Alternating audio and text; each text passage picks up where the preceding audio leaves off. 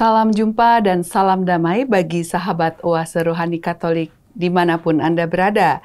Saat ini dengan penuh kegembiraan Paskah kita berjumpa di Oase Rohani Katolik, di mana kita semua telah merayakan bersama kebangkitan Kristus melalui Hari Raya Paskah. Dan pada saat ini kita berjumpa di hari Minggu Paskah kedua, yang sekaligus juga merupakan Minggu Kerahiman Ilahi. Apa kabarnya Anda semua, sahabat Oase Rohani Katolik yang terkasih? Semoga Ibu Bapak, Oma Opa, juga teman-teman orang muda semua dalam keadaan yang penuh sukacita, selalu bersemangat dan juga dalam keadaan sehat selalu. Saat ini telah bersama kita semua Romo Yohanes Budi Raharjo SDB, yang tentunya akan memberikan penguatan inspirasi rohani bagi kita semua bersama dengan Alexandra Sisi. Mari kita sapa Romo Budi. Romo Budi, apa kabar? Baik, terima kasih. Selamat Paskah ya. Selamat Paskah, Romo. Bu Siski dan para pendengar, pemirsa dimanapun Anda berada. Ya, tentunya setelah kesibukan yang luar biasa di Pekan Suci ya, Romo. Ya. Tapi tetap semua membawa semangat sukacita dan juga selalu, Romo, dengan energi yang penuh ya, Romo. Ya. Kebangkitan Tuhan tentu memberikan sukacita yang luar biasa, dan itu yang mestinya dirasakan kita hayati bersama. Baik, Romo. Dan saat ini mari kita sama-sama masuki Oase Rohani Katolik untuk edisi di Minggu Paskah kedua. Kita awali dengan doa pembuka. Silakan, Romo. Dalam nama Bapa dan Putra dan Roh Kudus. Amin. Amin. Allah Bapa yang kekal dan Maha Rahim, dalam masa perayaan Paskah, Engkau meneguhkan dan menguduskan umat-Mu. Tumbuhkanlah rahmat yang kami terima daripada-Mu di dalam hati kami, agar kami memahami betapa agungnya sakramen pembaptisan, betapa luhurnya Roh yang melahirkan kami kembali, dan betapa indahnya darah yang telah menebus kami. Demi Kristus Tuhan dan pengantara kami. Amin. Baik, sahabat Oase Rohani Katolik yang terkasih, kini kita awali dengan bacaan pertama. Bacaan dari Kitab Para Rasul, bab 2 ayat 42 sampai 47. Orang-orang yang menjadi percaya dan memberi diri dibaptis bertekun dalam pengajaran rasul-rasul dan dalam persekutuan. Mereka selalu berkumpul untuk memecahkan roti dan berdoa. Maka ketakutanlah mereka semua, sementara rasul-rasul itu mengadakan banyak mukjizat dan tanda. Semua orang yang telah menjadi percaya tetap bersatu, dan segala kepunyaan mereka adalah kepunyaan bersama.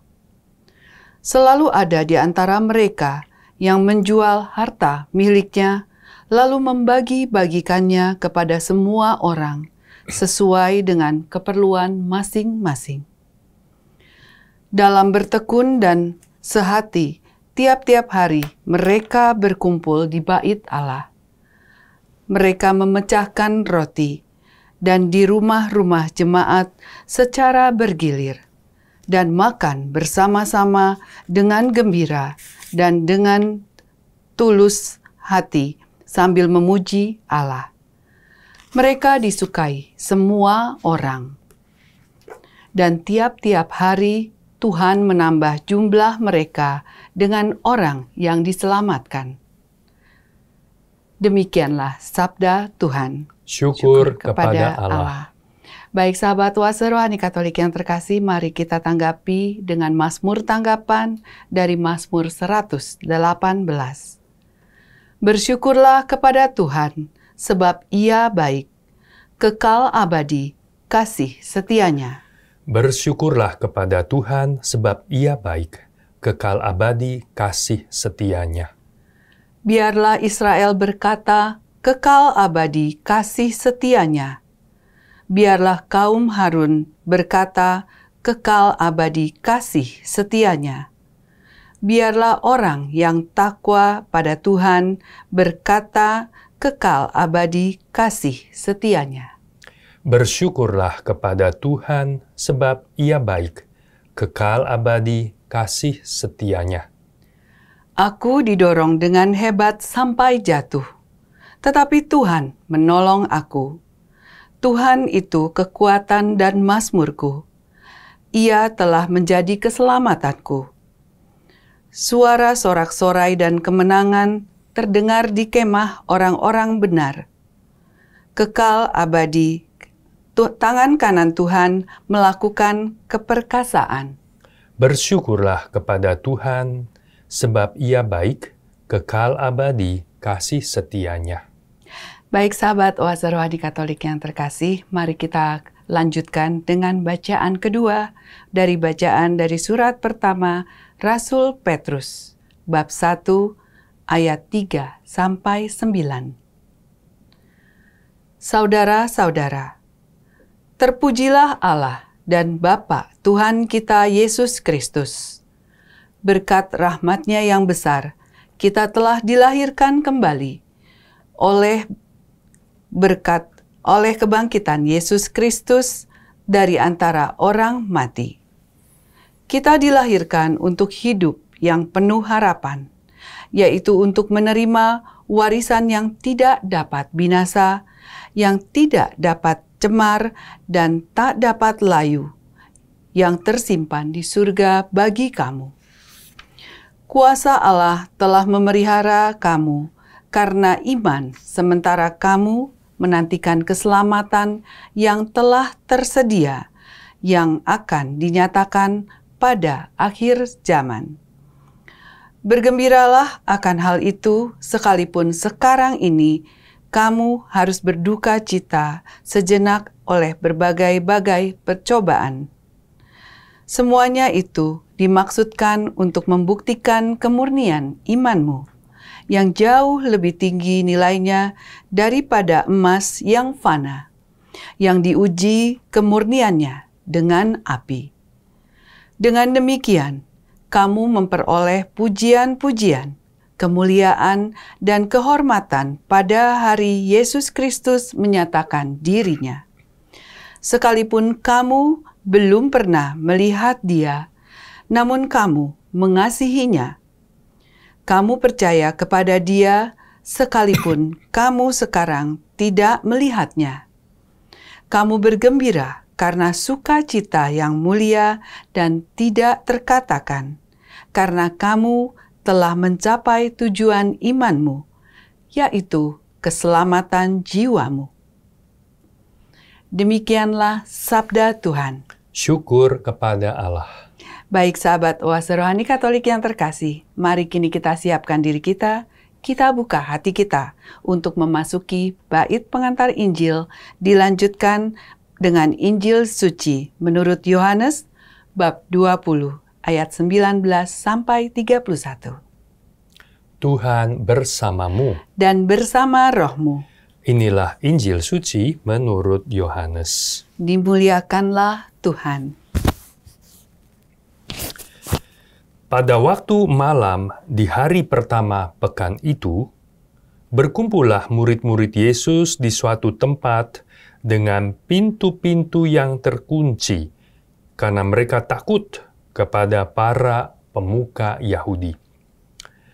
Pada waktu itu datanglah Yesus berdiri di tengah-tengah mereka dan berkata, "Damai bagi kamu."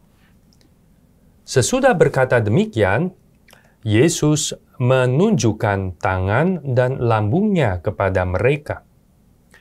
Murid-murid itu bersukacita ketika mereka melihat Tuhan. Lalu kata Yesus sekali lagi, "Damai bagi kamu."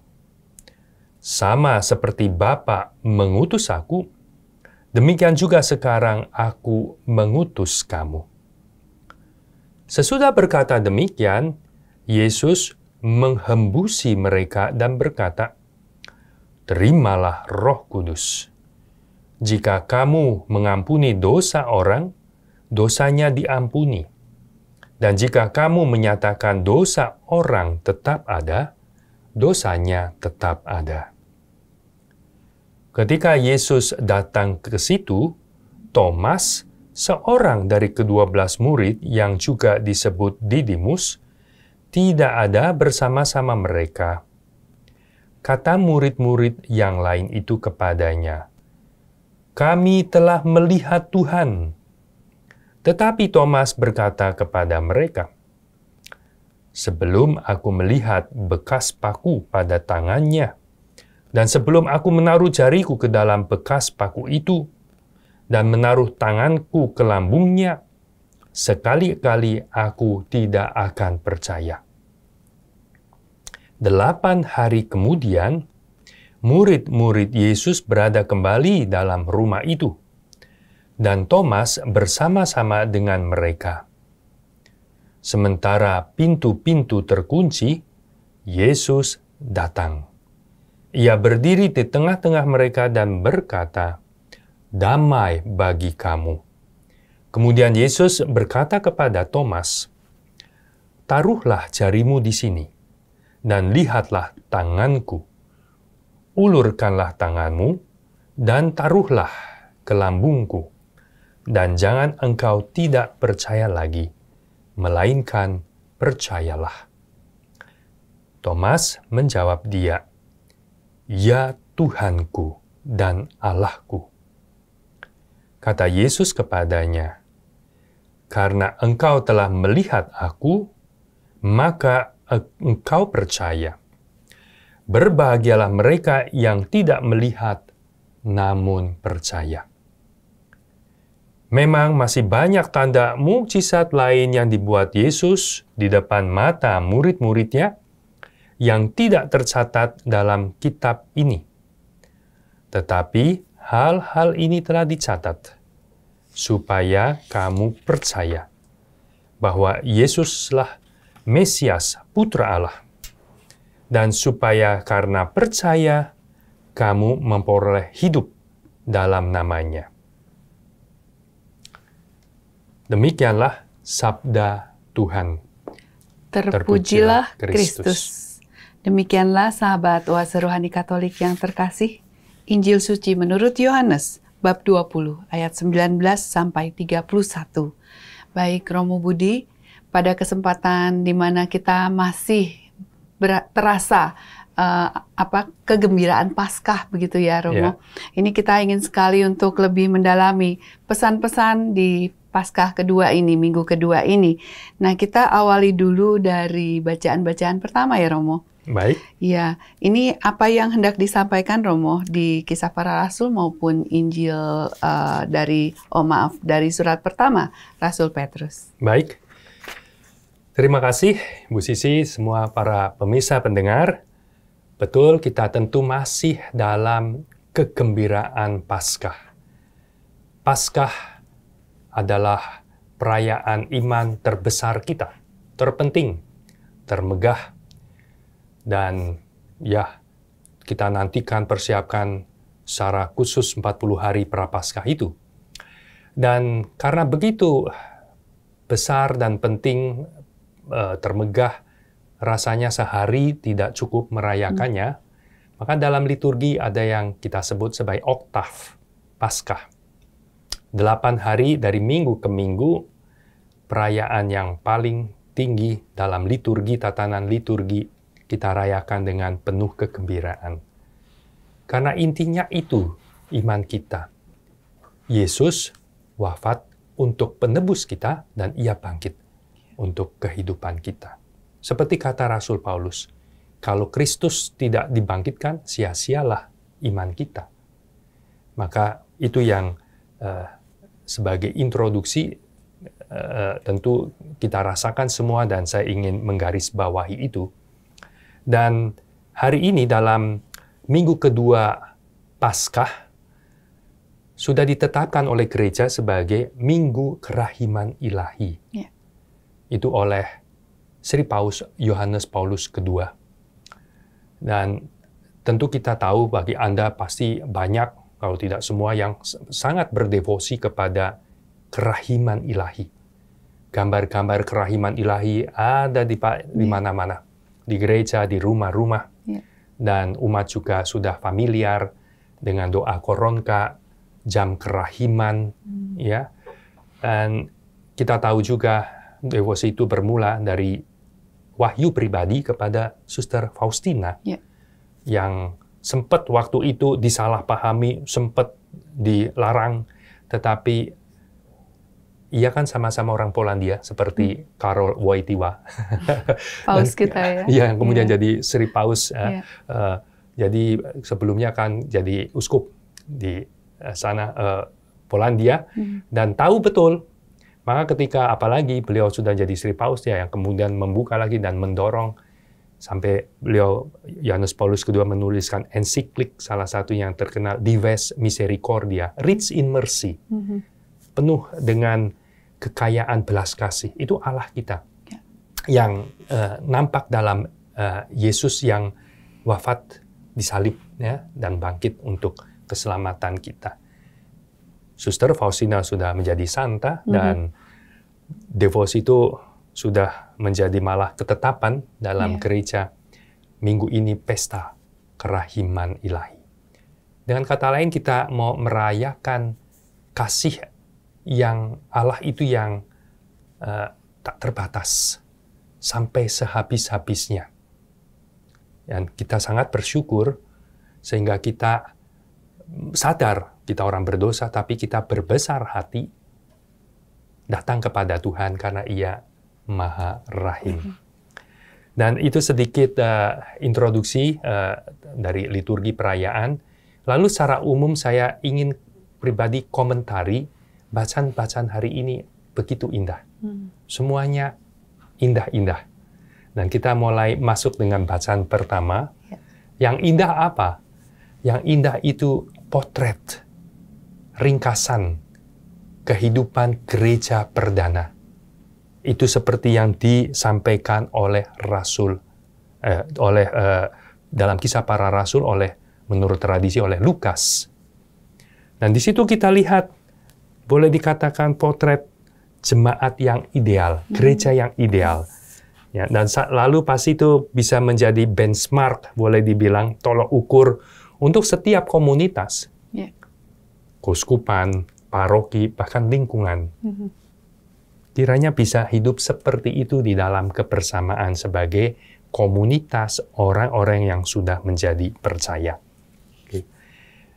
Sebetulnya di dalam Kisah Para Rasul nanti Anda bisa lanjutkan sendiri, bacaan pribadi, ada 3 ringkasan. Ada beberapa ringkasan, tapi 3 ringkasan tentang potret kehidupan jemaat perdana. Ini yang pertama. Di bab 2, ayat 42-47, Anda nanti bisa lihat di Kisah bab 4, ayat 32-35. Dan yang ketiga, bab 5, ayat 12-16. Dan liturgi gereja mengaturnya dengan baik, dengan bijaksana, selaku ibu seperti menata yang baik gitu ya, teratur, merata. Karena ini tahun A, itu yang pertama. Nanti kalau Anda ingat, tahun depan, tahun B, merayakan Paskah, Paskah kedua, minggu kedua tahun B, itu yang Kisah bab 4, ya, dan yang tahun C, Kisah bab 5. Dan balik lagi begitu ya kan. Cycle-nya kan ABC, dan semua itu gambaran gereja perdana.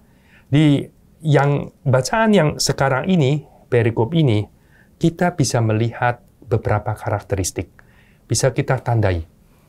Bisa menjadi refleksi hidup kita bersama, membangun komunitas, kiranya dalam 4 hal ini. Yang pertama, di sana dikatakan bertekun dalam pengajaran para rasul. Kenapa itu perlu? Ya, karena komunitas orang percaya itu menjadi percaya dikatakan dalam Kisah Para Rasul. Kan dari pewartaan, kerigma dari Petrus. Mereka mendengar, mereka menyesal, lalu menjadi percaya, mau memberi diri dibaptis. Tetapi tidak cukup sekali itu pasti. Terus perlu bertekun dengan pengajaran para rasul. Karena oleh pewartaan iman, pengajaran para rasul itu, terus-menerus iman itu ditumbuhkan. Iman itu diperdalam. Iman timbul karena pendengaran firman Tuhan. Jadi menarik kalau di sini menurut saya direfleksikan bertekun dalam pengajaran para rasul. Tentu ya kalau umat di paroki, di keuskupan, semua setiap minggu ke gereja. Dan imam di situ memberi homili. Ya. Kita mendengarkan sabda Tuhan yang diatur sudah dengan baik. Kalau hari Minggu seperti tadi kita dengar bacaan pertama, kedua, dan Injil. Nah, lalu mendengarkan homili dari Romo. Nah, itu mesti bagian bertekun dalam pengajaran para rasul. Beri atensi perhatian. Jangan sampai kemudian menjadi pikirannya melayang kemana-mana, apalagi ada yang tidur. Nah, itu biasanya kadang-kadang kritik mungkin kesalahan romonya yang tidak bisa memberikan homili dengan baik sehingga tidur. Ya, itu harus tantangan kepada para pelayan gereja, para romo khususnya ya. Dan Sri Paus Fransiskus ada mengomentari khusus itu di dalam ensikliknya tentang peran penting memberi homili. Tapi kan tidak hanya itu juga. Bagaimana pertemuan-pertemuan lingkungan. Ini kan disebut pendalaman iman. Kalau kita mau terus bertumbuh, kita mesti bertekun. Nah, kadang-kadang saya tahu itu tantangan ketika misalnya masa Prapaskah ada 4 kali pertemuan, itu pendalaman iman. Nah, kadang-kadang ada lingkungan yang bisa dirangkap saja, 1 dan 2 jadi 1. Dan bahkan 1 kali aja. Bahkan 1 kali saja. Semestinya itu kejar target itu ya, kejar setoran. Semestinya tidak ya. Ya, tapi itulah perlu waktu memang, itu menjadi tantangan. Dan bahkan zaman sekarang dengan media sosial, dengan informasi di mana saja, orang bisa menekuni pengajaran para rasul ini bertumbuh dengan banyak channel, banyak sarana. Ya, ada kursus-kursus online, berbayar atau gratis bahkan ya. Dan ambillah waktu, aturlah untuk itu ya.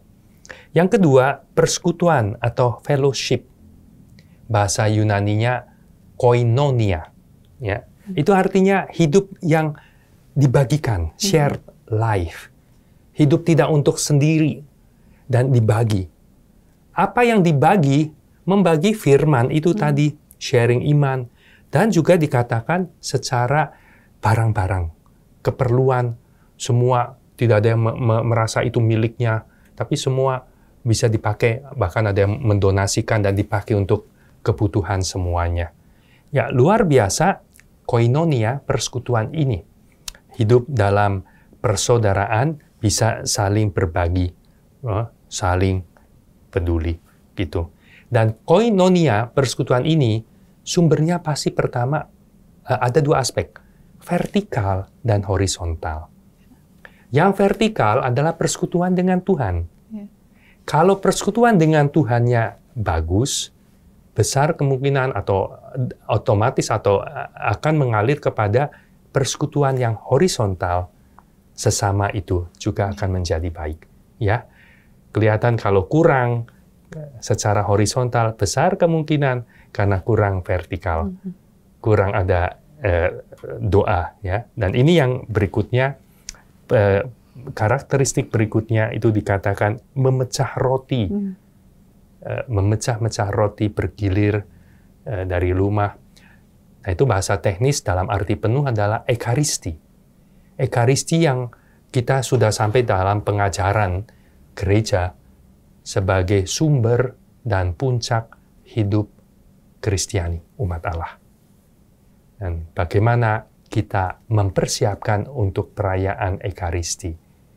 Sungguhkah kita juga mempersiapkannya dari segi waktu juga, ya, dengan baik, ada persiapan. Ya. Jangan sampai juga umat ada yang hanya Ekaristi yang napas itu, Natal Paskah, ya. Itu kurang membangun hidupnya di dalam rahmat dari Tuhan ini. Karena itu sarana utama kehidupan komunitas. Dan yang keempat, itu di situ juga dikatakan doa. Doa adalah karakteristik dalam membangun komunitas. Ya.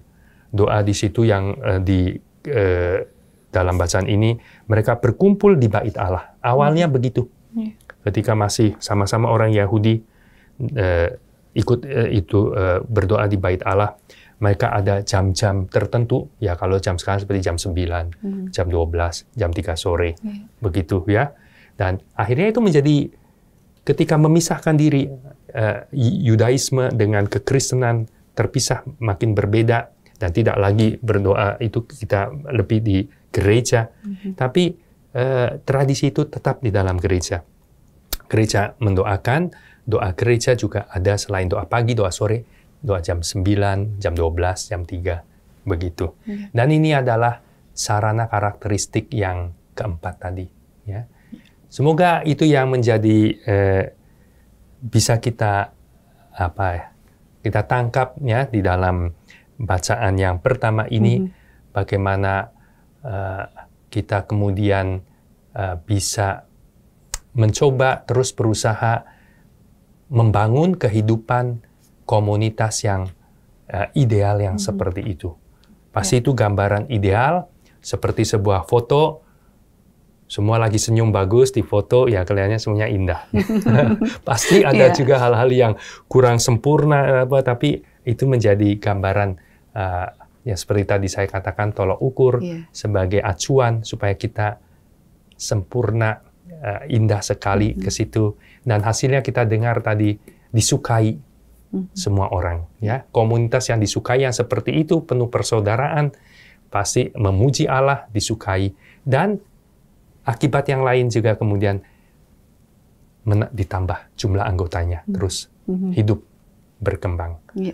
Demikian bagian pertama ini. Ya, baik, Romo Budi. Tadi menarik sekali bagaimana juga kita sudah diberikan hidup baru, begitu ya Romo ya? Karena kebangkitan Kristus di Paskah. Nah, ini tadi 4 resep begitu ya Romo?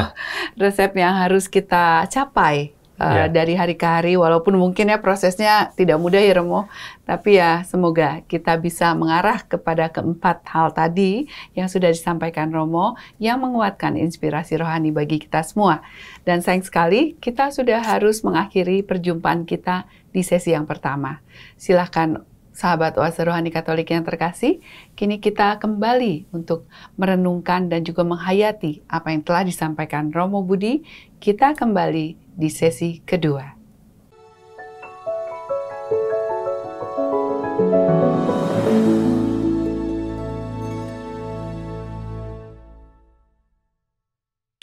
Sahabat Oase Rohani Katolik yang terkasih, masih bersama dengan kami di Oase Rohani Katolik yang saat ini merupakan pekan atau minggu Paskah kedua. Dan masih bersama dengan Romo Yohanes Budi Raharjo SDB bersama dengan Alexandra Sisi. Sahabat Oase Rohani Katolik yang terkasih, mungkin bagi Anda yang baru saja berkesempatan untuk menyimak di sesi kedua ini, tadi telah kita peroleh inspirasi rohani terkait dengan bacaan pertama, yaitu dari Kisah Para Rasul. Dan juga kita juga akan nanti kembali mendapatkan inspirasi rohani terkait juga dengan bacaan-bacaan yang pada hari ini yang disebutkan Romo Budi begitu indah, Romo. Begitu ya. Nah, sebelumnya Romo, mohon kesimpulan singkat bagi sahabat Oase Rohani Katolik yang baru saja bergabung. Baik, terima kasih Bu Sisi. Ya, oke. Ringkasan singkat, yang seperti tadi saya katakan, ini bacaan pertama sudah satu ringkasan dari kehidupan gereja perdana. Dan begitu indah. Indahnya karena orang-orang yang sudah menjadi percaya, kemudian dibaptis, itu hidup dengan kualitas persaudaraan sejati. Istilah dari keuskupan kita suka begitu juga, ya, di mana orang menghayati hidup yang baru. Hidup yang baru di dalam persekutuan koinonia itu, dan memuji Allah, disukai oleh orang lain, dan ditambah jumlah anggota mereka. Karena disukai, banyak yang mau bergabung. Dan itu menjadi sebuah panenan, boleh dibilang, hasil dari karya penebusan Tuhan. Yang mau membentuk kita menjadi manusia yang baru, umat Allah yang baru. Dan menyambung itu ke bicara tentang yang indah, yang bacaan kedua itu sebuah ucapan syukur dari Rasul Petrus yang saya bilang itu juga indah. Menyadari bahwa kita dilahirkan kembali berkat, kalau di dalam teks bahasa Indonesia ditulis rahmatnya yang besar. Tapi kalau kita misalnya melihat terjemahan bahasa Inggris, bukan kata grace, tapi mercy. His great mercy. Berkat kerahimannya yang besar. Karena Allah yang maha rahim, dan Ia melahirkan kita kembali. Membuat kita ciptaan baru di dalam Kristus. Dan itu yang penting, seperti kata Rasul Paulus. Nah, yang penting adalah menjadi ciptaan baru. Hidup baru dalam Kristus. Dan hidup baru dalam Kristus itu menjadi hidup yang penuh sukacita, kata Rasul Petrus dalam bacaan yang kedua. Hidup yang menghayati satu warisan yang tidak bisa binasa, yang tidak cemar, tidak dapat layu, tersimpan bagi kita di surga. Hal-hal yang indah seperti itu mesti memberi inspirasi kepada kita supaya kita apresiasi karunia yang Tuhan berikan itu, dan kita menjaganya dengan baik, merawatnya. Kalau orang tidak mengapresiasi gift, pemberian yang begitu berharga, mahal, orang cenderung tidak merawat, mengabaikan. Ya. Tapi kalau menyadari itu sangat berharga, dirawat. Bahkan mau dikembangkan. Seperti tadi bacaan pertama itu, dengan bertekun dalam pengajaran para rasul, karena mau terus imannya bertambah. Dan kalau imannya bertambah, kualitas hidupnya juga yang penuh persaudaraan persekutuan itu juga makin baik, makin memuliakan, makin disukai banyak orang. Saya kira itu menyambung juga ke bacaan kedua dari Rasul Petrus. Dan sekarang kita masuk ke dalam Injil. Sekali lagi, itu juga yang indah. Kalau tadi dikatakan ada kelahiran baru, ciptaan baru, dan kita juga sebetulnya di situ, kalau sudah makin akrab dengan kitab suci, kiranya bisa langsung menangkap ada nuansa ciptaan baru yang Tuhan buat untuk murid-muridnya. Di mana itu? Yaitu di kata Yesus menghembusi mereka.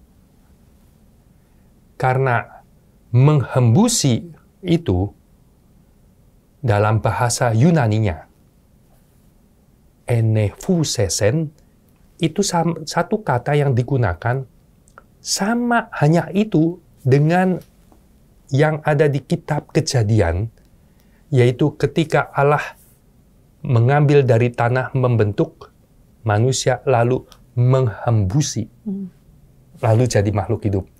Ya, tentu jangan dikritisi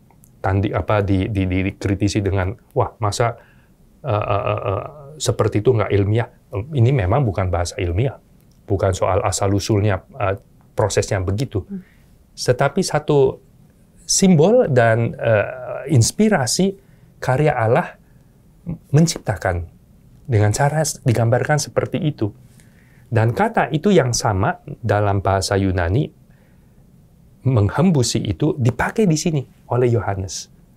Maka kalau tentu dengan studi, nah itu makanya bertekun dalam pengajaran para rasul, artinya juga bertekun dalam memahami kitab suci, langsung bisa tik, langsung kena gitu.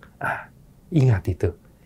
Sudah ada punya nuansa. Di sini Yesus yang seperti Allah itu menghembusi murid-muridnya, mau membuat mereka ciptaan baru, dilahirkan. Dilahirkan. Okay. Dan juga di situ Yesus mengatakan memberi kuasa mengampuni dosa. Boleh dikatakan itu adalah karunia yang lain di hari Paskah yang Tuhan kasih kepada kita, murid-muridnya, yaitu karunia di dalam gereja ada kuasa untuk mengampuni dosa. Dan buat kita, gereja Katolik, itu dilembagakan, kalau Pak boleh istilah begitu ya. Tapi lebih tepat, ya Yesus menginstitusikan sakramen tobat.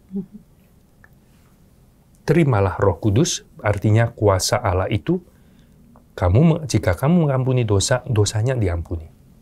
Ada kuasa yang diberikan. Nah, ini kan luar biasa.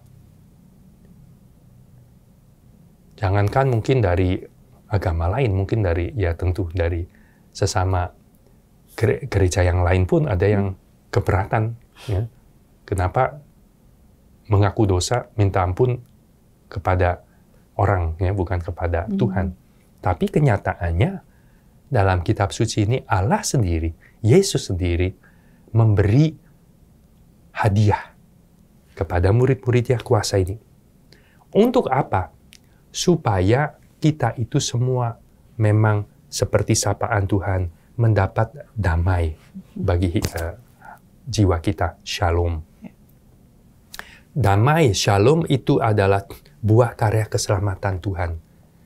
Saat kita sudah betul-betul diselamatkan, itu ada damai, ada shalom. Dan damai itu dikatakan ada 4 aspeknya. Hubungan dengan diri sendiri juga ada peace. Yeah. Kalau orang ada yang masih tidak benar hidupnya, dengan dirinya sendiri juga nggak at peace. Ada gejolak, ada bahkan mungkin tertekan dan sebagainya, masalah ya dengan diri sendiri. Mungkin karena dia merasa masih bersalah, masih guilty. Dan itu kan perlu ada pendamaian. Dan Tuhan tahu kita butuh itu. Ya, memberikan sakramen tobat. Dan tentu aspek yang lain adalah dalam relasi dengan sesama. Biasa kita bersalah juga dengan sesama. Kita nggak shalom, nggak at peace. Dan di situ juga perlu didamaikan. Dan aspek ketiga tentu dengan Allah. Malah secara teologi, semua kesalahan dosa itu pada dasarnya pertama-tama bersalah kepada Allah sendiri. Ya. Seperti ketika Paulus itu ditegur sama Yesus yang menampakkan di dalam perjalanan ke Damsyik, ya kan? Kan ditegurnya kan dengan kata-kata itu, Saulus, Saulus, kenapa kamu menganiaya aku? Padahal yang dianiaya kan jemaat. Yeah. Tetapi itu buat Tuhan pertama-tama itu kena gitu ya terhadap Tuhan sendiri. Ya. Pasti tidak at peace. Dan the shalom itu, sakramen tobat itu tentu dengan hubungan dengan Allah. Dan terakhir, aspek keempat yang belakangan terus dikalahkan, disadarkan, yaitu at peace dengan alam semesta, lingkungan. Ya. Dan kita terus disadarkan supaya mewariskan rumah kita yang baik untuk generasi berikutnya, yang memelihara kehidupan. Itu perlu at peace. Dan memang pilihan itu yang Fransiskus, ya, yang punya jiwa kosmik, yang at peace, bulan, saudariku matahari, saudara matahari, bulan dan sebagainya, saudari serigala, semua. Itu hidup ya, at peace semua ya, itu luar biasa ya, jiwa yang seperti itu. Nah, inilah untuk mengalami seperti itu, maka Tuhan menganugerahkan sakramen tobat. Maka ini saya mau hubungkan juga dengan pesta kerahiman ilahi. Karena pada dasarnya pesta itu mau mengatakan kepada kita tidak ada dosa yang tidak diampuni gitu ya. Jangan sampai orang seperti putus asa, dosanya begitu besar, pasti sudah deh, Tuhan tidak akan mengampuni saya. Tidak. Sampai sehabis-habisnya, dan Tuhan mau, karena besarnya kerahiman itu, mau memberi shalom kembali. Ya. Bahkan ada kutipan dari apa yang disampaikan sebagai wahyu pribadi dari Tuhan Yesus yang menampakkan diri kepada Faustina, suster, sebelum aku datang sebagai hakim yang adil, jadi akhir zaman tuh, dan saya akan membuka, aku akan datang sebagai Raja Kerahiman, sebelum Raja Keadilan. Mendapat peace, at peace ya. Jadi ketika beliau datang sebagai keadilan, kita juga at peace, kita tidak takut. Betul. Ya, tidak ada rasa ketakutan, malah justru menyambut kedatangan Tuhan. Demikian mungkin itu yang saya bilang, yang semua hal-hal yang indah itu, dan dibungkus juga dengan pesta kerahiman yang indah, dan menjadi kemudian penghayatan buat kita, semua itu adalah anugerah. Keselamatan itu anugerah, hadiah. Tetapi kita perlu mengapresiasinya. Kalau kita betul-betul mengapresiasi sebagai yang paling berharga buat hidupku, apa yang Tuhan berikan, aku mau merawat. Aku mau mengembangkannya. Makin menjadi percaya. Ya, makin menjadi percaya. Dan berbahagialah kita yang tidak melihat, tapi percaya. Ya, dan kalau tadi kita mengatakan terus dengan mendengarkan sabda Tuhan, iman kita bertumbuh. Ya, demikian juga yang dialami oleh Thomas. Bahkan dari keraguan, satu sikap kritis itu mesti ada tanda dulu, tapi akhirnya berkembang kepada satu pengakuan iman yang dikomentari sebagai pengakuan iman yang begitu indah, begitu mendalam. Seruan, ya Tuhanku dan Allahku. Nah, itu satu confession of faith, pengakuan iman yang begitu indah. Dan kita, seperti kalau tadi potret jemaat pertama yang indah itu sebagai tolak ukur, mesti mengarah ke sana. Dan itu iman juga bisa, mesti akhirnya seperti yang Thomas bisa hayati. Ya Tuhanku dan Allahku. Mungkin saya jadi teringat Santo Fransiskus Assisi, my God and my all. Gitu. Allahku, ya Tuhanku dan Allahku dan segalanya bagiku. Okay. Nah, kalau itu ada, sekali lagi, persekutuan yang vertikal itu seperti ini, dan selalu bisa didamaikan dengan Tuhan lewat sakramen-sakramennya, lalu kita bisa dengan sesama itu ya menjadi shalom, menjadi kehidupan yang indah, yang memuliakan Tuhan, yang disukai banyak orang, dan Tuhan menambah atau kita akan berkembang sebagai komunitas orang-orang yang diselamatkan. Begitu. Baik, Romo. Terima kasih, Romo Budi. Sahabat Oase Rohani Katolik yang terkasih, memang begitu banyak tadi telah kita dapatkan inspirasi yang menguatkan kita untuk melangkah di mana kita masih tetap merayakan Paskah, dan juga supaya kita isi hari-hari kita dengan yang sudah disampaikan oleh Romo Budi, di mana itu semua adalah anugerah yang sangat indah dan mulia ya, Romo. Ya. Yes. Semoga kita bisa semakin memperkaya iman kita dengan melaksanakan apa yang kita dapat, terutama pada hari ini lewat Injil ataupun bacaan-bacaan yang begitu indah. Baik, terima kasih Romo Budi. Sebelum kita tutup, karena kita juga sudah berada di penghujung sesi kedua, kiranya Romo bisa memberikan pesan singkat untuk kita melangkah dengan semangat Paskah ini, Romo. Ya, tentu pesannya adalah bersukacitalah dan makin menghayati anugerah, keselamatan, hadiah, warisan, kata Rasul Petrus ya, dan kita menjadi saksi-saksi kebangkitannya, supaya yang lain juga saling dibantu untuk berjalan dalam sukacita di jalan keselamatan Tuhan ini. Ya. Begitu. Baik, terima kasih Romo Budi. Bagi sahabat Oase Rohani Katolik yang mungkin ingin sekali untuk menyampaikan pertanyaan, Anda bisa mengirimkan ke email di orkkaj2021@gmail.com, atau Anda juga bisa menyampaikan melalui WhatsApp atau SMS ke 0881 0251 33438. Dan saat ini kami ucapkan terima kasih, dan juga Romo Yohanes Budi Raharjo SDB bersama dengan Alexandra Sisi juga mengucapkan terima kasih atas partisipasi Anda, dan kami juga mohon pamit undur. Dan saat ini mari sama-sama kita tutup perjumpaan kita dengan doa penutup. Silakan Romo. Marilah kita berdoa. Allah Bapa kami yang Maha Penyayang, Engkau telah berkenan datang kepada kami dalam diri Yesus Putramu yang telah bangkit dengan jaya. Kami mohon ajarilah kami memberi kesaksian atas iman ini kepada siapa saja yang kami bertemu sepanjang perjalanan hidup kami, supaya keselamatanmu juga makin menjangkau semua orang. Dengan pengantaran Kristus Tuhan kami. Amin. Tuhan bersamamu Dan bersama rohmu. Semoga Allah yang Maha Kuasa memberkati saudara sekalian, Bapa dan Putra dan Roh Kudus. Amin. Amin. Terima kasih sahabat Oase Rohani Katolik yang terkasih, dan selamat beraktivitas dengan penuh kasih. Tuhan memberkati.